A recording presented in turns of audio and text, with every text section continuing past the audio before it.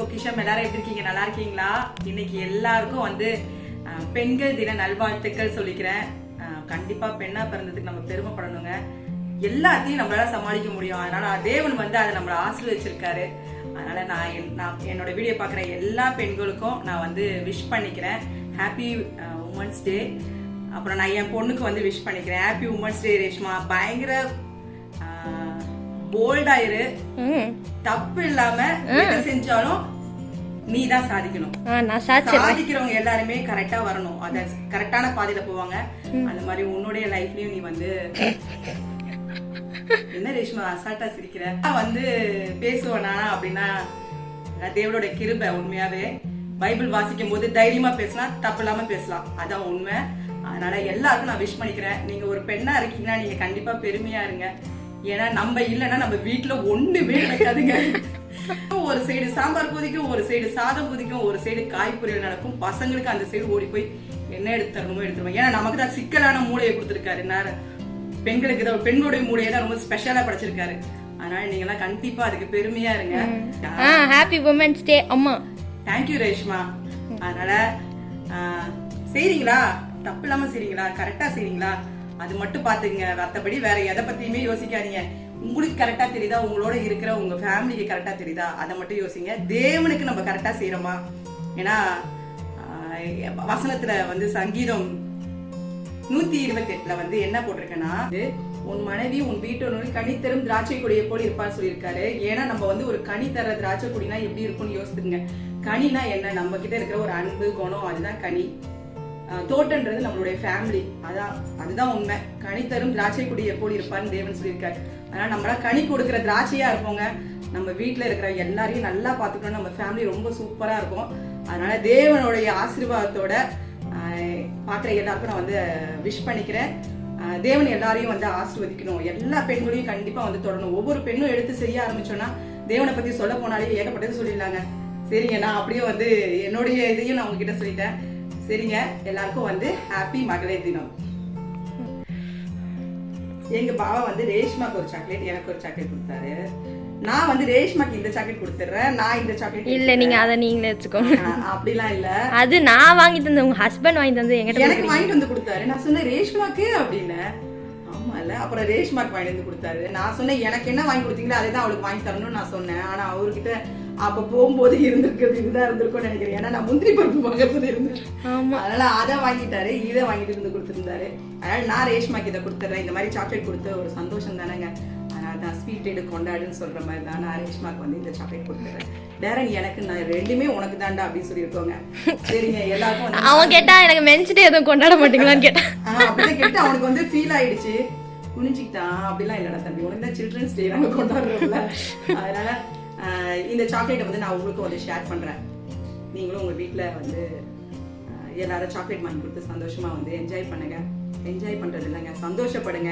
அதனால எல்லாருக்கும் நான் வந்து விஷ் பண்ணிக்கிறேன். வாங்க நம்ம வீடியோக்குள்ள போலாம். பாத்தீங்கன்னா நான் வந்து சின்ன சின்ன வெங்காயம் தான் எடுத்திருக்கேன். என்கிட்ட சின்ன வெங்காயமா இருக்கு. இல்லைன்னா நீங்க ஒரு 3 பெரிய வெங்காயம் எடுத்துக்கோங்க, ஒரு 5 தக்காளி எடுத்துக்கோங்க. இப்போ நம்ம வந்து இதை அரைச்சி எடுத்துடலாங்க. இன்னைக்கு நம்ம வந்து செய்ய போறது வந்து மஷ்ரூம் பட்டர் மசாலா தான் ரெடி பண்ண போறோம். இதை வந்து நைஸா வந்து மிக்சியில அரைச்சி எடுத்துக்கலாம். வெங்காயம் எடுத்து வச்சாச்சு. இப்போ நம்ம வந்து மிக்சியில அரைச்சி எடுத்துக்கலாம். ஃபர்ஸ்ட் வெங்காயத்தை அரைச்சி எடுத்துடலாங்க. பாருங்க, வெங்காயத்தை வந்து ஒன்றும் பாதியமா இப்படி வந்து ஓட்டி எடுத்துருங்க. நம்ம தக்காளியை மட்டும் நைஸா அரைச்சி எடுத்துடலாங்க. இப்போ நம்ம தக்காளி சேர்த்துக்கலாம். தக்காளியை நைஸா பேஸ்டா அரைச்சி எடுத்துக்கலாம். நம்ம தக்காளியை வந்து நல்லா பேஸ்டா அரைச்சிட்டு வந்தாச்சு. மஷ்ரூமும் வந்து இங்கே கழுவி வச்சிருக்கேன். இப்போ மஷ்ரூமை கட் பண்ணி ஃபர்ஸ்ட் நம்ம வந்து பட்டர்ல வந்து ஃப்ரை பண்ணிடலாங்க. எடுத்துச்சோடனே நான் சோஸ்டபலி சொல்லிட்டு ப்ரேயர் பண்ணிட்டு தாங்க நான் வந்து டிஃபன் தான் இன்னைக்கு ரெடி பண்றேன். டெய்லியும் சாப்பாடு கொடுக்குறேன்னா சாப்பாடே தான் எனக்கு கொடுக்குறீங்க நீங்க. அதனால நீங்க இன்னைக்கு எனக்கு டிஃபன் செஞ்சு கொடுங்கன்னு இருக்கா ரேஷ்மா ஸ்கூலுக்கு.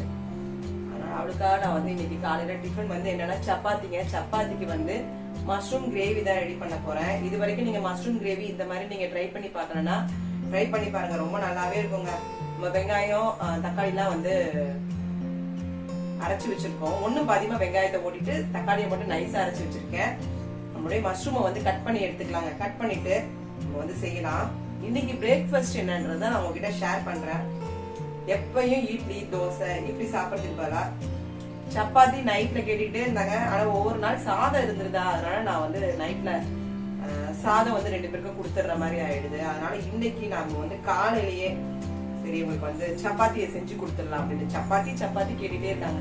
அதனால சப்பாத்திக்கு என்ன செய்யலாம் அப்படின்னு யோசித்தேன். இவங்களுக்கு கிரேவி பண்ணிட்டு சப்பாத்தி போட்டா நல்லா இருக்கும் அப்படின்றதுக்காக. இப்ப நம்மளுடைய மஷ்ரூம்லாம் கட் பண்ணியாச்சுங்க. வாங்க நம்ம சமைக்கலாம். ஸ்டவ் பற்ற வச்சு பேன் வச்சிடலாங்க. வச்சுட்டு பட்டர் சேர்த்துக்கலாம். அதனால கொஞ்சம் வந்து கொஞ்சம் இல்லைங்க, ரொம்ப ஐஸாவே இருக்கு. சரி நான் எப்படியாவது இதை கத்தி வச்சாவது நம்ம வந்து எடுத்துருவோம். கொஞ்சம் போல பட்டர் சேர்த்துக்கலாம். பட்டர் வந்து மெல்ட் ஆகிருக்கு. இப்பயே நான் வந்து மஷ்ரூமை சேர்த்துடுறேங்க.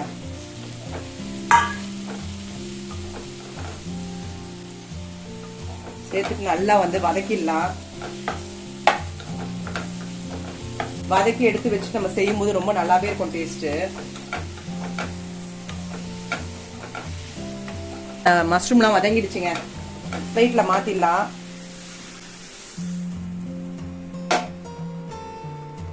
ஒரு பிளேட்ல மாத்தி எடுத்து வச்சிடலாம். இப்ப ஆயில் சேர்த்துக்கலாம். ஆயில் ஹீட் ஆயிடுச்சுங்க. ஒரு ஸ்பூனுக்கு ஜீரகம் சேர்த்துக்கலாங்க. ஜீரகம் வந்து பொரிஞ்சிருச்சு. நம்ம வெங்காயத்தை சேர்த்துடலாம்.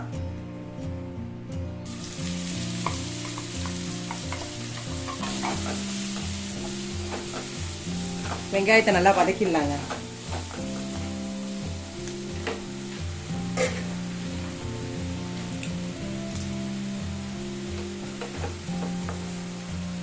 இதோட 2 பட்டை, ஒரு 3 கிராம்பு, சின்னதா ஒரு பிரிஞ்சி இலை இல்லாங்க.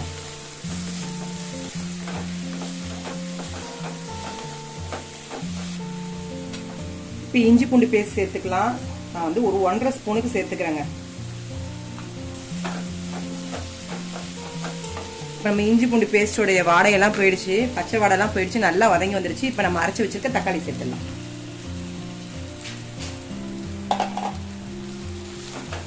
தக்காளியை சேர்த்து நல்லா மிக்ஸ் பண்ணிடலாங்க. நம்ம தக்காளி நல்லா வதங்கி வரட்டும். கொஞ்சம் மிக்ஸி ஜார்ல தண்ணி கலந்து சேர்த்துடலாங்க. இதுதான் இப்போ நம்ம தக்காளி பேஸ்ட்டும் சேர்த்தாச்சு. இதோட கொஞ்சம் மஞ்சத்தூள் சேர்த்துக்கலாங்க. தக்காளி வதங்கும் போதே எல்லாம் வதங்கி சேர்ந்து வரும்போதே நம்ம மசாலாவும் உடைய ஸ்மெல்லும் வந்து போயிடும். அதனால் கொஞ்சம் மஞ்சத்தூள் சேர்த்துருக்கேன். உங்களுக்கு எவ்வளோ காரம் தேவையோ அவ்வளோ காரம் சேர்த்துக்குங்க. ஆனால் இதுக்கு அவ்வளோவா காரம் தேவையில்லை, ரொம்ப மைல்டாக இருந்தாலும் நல்லாயிருக்கும் டேஸ்ட்டு. அதனால் ஒரு 1.5 ஸ்பூனுக்கு நான் வந்து மிளகாய் தூள் சேர்த்துக்கிறேன். கொஞ்சம் போல் மல்லித்தூள், கரம் மசாலா சேர்த்துக்கலாங்க. 1 ஸ்பூனுக்கு கரம் மசாலா, மசாலாக்கு தேவையான அளவு உப்பு, நல்லா மிக்ஸ் பண்ணிடலாங்க.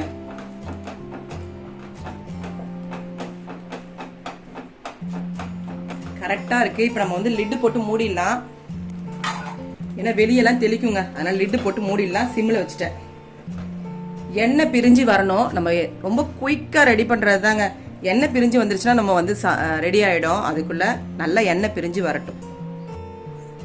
பாருங்க, எண்ணெய் பிரிஞ்சு வந்துருச்சுன்னா நம்ம வந்து மஷ்ரூம் கிரேவி ரெடி ஆயிடும். நான் காலையிலேயே வந்து சப்பாத்திக்கு மாவு பிசைஞ்சு வச்சுட்டேங்க.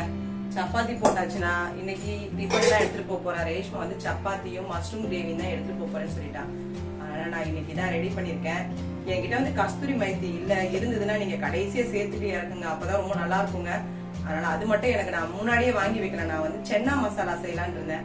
சென்னா மசாலாக்கு நான் நைட்டு ஊற வைக்கல, மறந்துட்டு போய் படுத்து தூங்கிட்டேங்க. காலையில எழுந்திரிச்சு பட்டர் மசாலா செய்யலாமா என்ன செய்யலாம்னு யோசித்தேன். அப்புறம் நம்ம சந்தையில வாங்கின மஷ்ரூம் இருக்குல்ல, சரி அதை வந்து மஷ்ரூம் மசாலா செஞ்சுட்டு, இது வரைக்கும் இந்த மாதிரி நீங்க செய்யலாம் ரொம்ப சூப்பருங்க.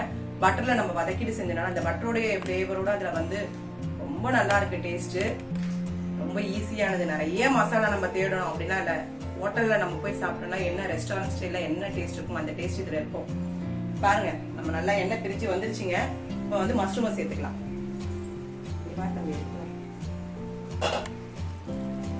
பாருங்க எண்ணெய் பிரிஞ்சு வந்துருச்சா. இப்போ நம்ம மஷ்ரூம் சேர்த்துடலாங்க. மஷ்ரூம் சேர்த்து கொஞ்சம் நல்லா சேர்ந்து வரட்டும். ஏன்னா நம்மளுடைய மசாலா வந்து மஷ்ரூம்ல வந்து மிக்ஸ் ஆகணும், இல்லைன்னா மஷ்ரூம்ல வந்து அந்த டேஸ்ட் இறங்காது. அதனால கொஞ்ச நேரம் நம்ம வந்து மசாலாவோட மஷ்ரூம் வந்து வதங்கட்டும்.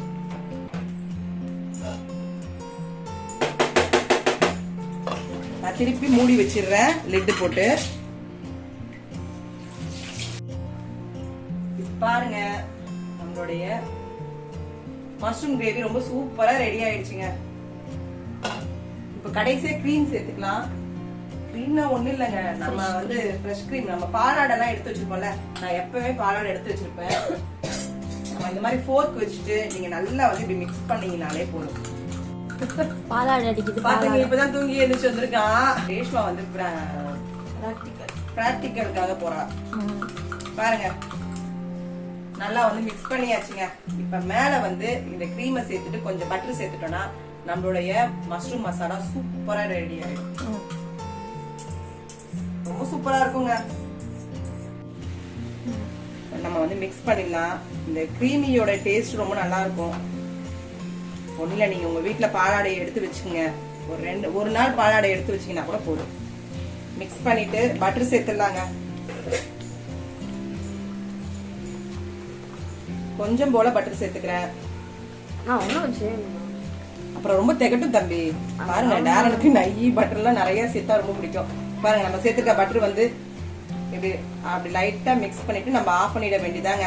கடைசியா கஸ்தூரி மைத்தி சேர்க்கணும். என்கிட்ட கஸ்தூரி மைத்தி இல்ல. இன்னைக்கு எங்க பாவம் லேட்டா தான் எழுந்திரிச்சிருக்காரு. 8:30 மணிக்கு தான் எழுந்திரிச்சிருக்காரு. எனக்கு காலையே வாங்கி கொடுத்துருப்பாரு. 8:30 மணிக்கெல்லாம் டிஃபன் ரெடி பண்ணிட்டாங்க. அவ்வளவுதான். பட்டரும் வந்து உருகிடுச்சு. இப்ப நம்ம ஸ்டவ் ஆஃப் பண்ணிடலாம். பன்னீர் பட்டர் மசாலா மாதிரி இது வந்து மஷ்ரூம் பட்டர் மசாலா. அவ்வளவுதாங்க, சூப்பரான கிரேவி. இங்க பாருங்க, இதை பார்க்கும் போதே உங்களுக்கு வந்து இது நீங்க தோசைக்கு, இட்லிக்கு, சப்பாத்திக்கு, நான் இதுக்கெல்லாம் நீங்க வச்சு சாப்பிட்டீங்கன்னா ரொம்ப நல்லா இருக்கும் டேஸ்ட். நான் ஒரு பாக்கெட் தான் சேர்த்திருக்கேன் மஷ்ரூம். ஆமாங்க, அந்த கிரீமி கன்சிஸ்டன்சி அது வருதுங்க. ரொம்ப கிரீமியா இருக்குங்க. அடுத்து நான் சப்பாத்தி போட போறேங்க ரேஷ்மாக்கு. சூப்பரான சாஃப்டான சப்பாத்தியும் ரெடி ஆயிடுச்சுங்க.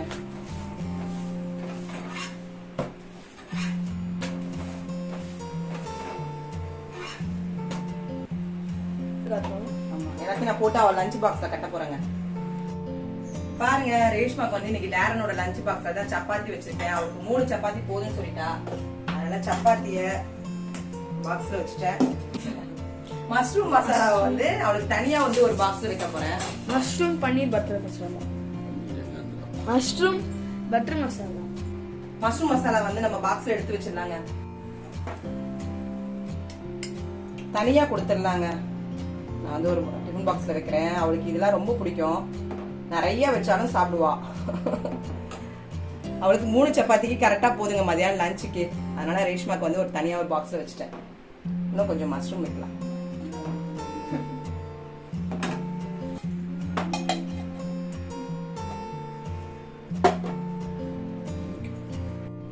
பாருங்க இன்னைக்கு லஞ்ச் வந்து ரெடி பண்ணியாச்சுங்க.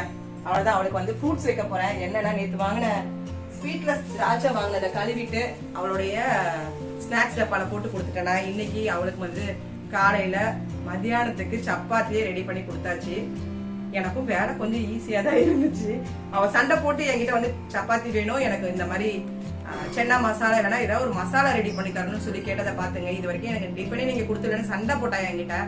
எப்ப பார்த்தாலும் லஞ்ச் சாப்பாடு தானே எனக்குன்னு கேட்டா. நான் தான் மத்தியானம் லஞ்சுக்கு இன்னைக்கு வரைக்கும் டேரன் வந்து சாப்பாடு தான் எடுத்துட்டு போயிருக்கான். டிஃபன் எடுத்துட்டு போனதே கிடையாது. அதே மாதிரி நான் அம்மா எடுத்துட்டு போச்சுன்னா நான் போகவே ஸ்கூலுக்கே போக மாட்டேன்னு சொல்லிடுவான். எனக்கு சாப்பாடு தான் வேணும்வா. ரேஷ்மா வந்து இன்னைக்கு சண்டை போட்டு அவளுக்கு வந்து சாப்பாடு தான் தந்திருக்கேன். நான் வந்து டிஃபன் கொடுத்ததே கிடையாது. அவளும் இன்னைக்கு சண்டை போட்டு என்கிட்ட சப்பாத்தியும் மஷ்ரூம் கிரேவியும் ரெடி பண்ணி கொடுத்துட்டேங்க. அவன் முதல்ல அவ கேட்டதை இன்னைக்கு செஞ்சு கொடுத்துட்டேன்.